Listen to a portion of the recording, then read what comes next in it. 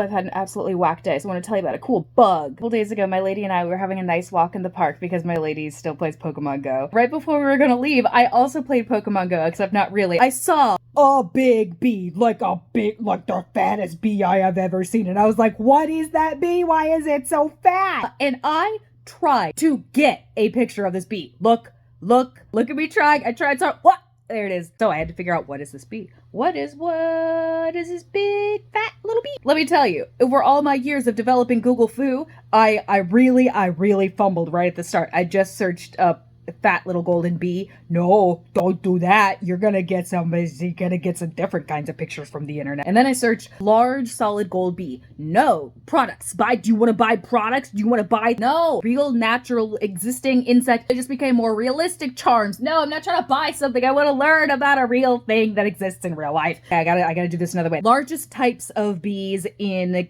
Southern California, in the desert Southwest. So I was doing that for a while, and then I was getting somewhere. All types of bees in North America, and then I'll just look for the ones that are vaguely all gold colors, because when I was describing the color, that was just not getting me anywhere. So back up. And then I found these charts. Those were very interesting. And then I started looking closer. It was I. It's always I. If I'm interested in something as niche as entomology, why would I want I? I don't want an eye. I want a bug. So then I decide, okay, so there's too much eye, so I gotta go back. So then I set the time period parameters in my search engine to just be from the dawn of time of the internet, the searchable internet, until 2019. This is what I always do whenever things are going bad. I said Google Foo, but I actually meant DuckDuckGo Foo. This is not sponsored or anything. That's just what I actually use. I limit the time period, and that's when things start getting good. So then I look for largest bee in California, but only before I started happening. And that's when I find this article. And it starts, this time of year. Oh, what's the date stamp? It's this time of year. It's called the teddy bear bee. Look at this photo. Look at my photo.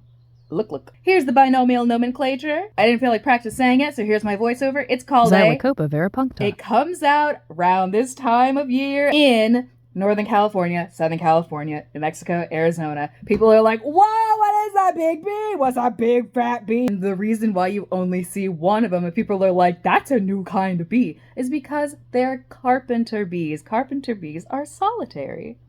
There we go. I saw a big fat bee. Okay, goodbye.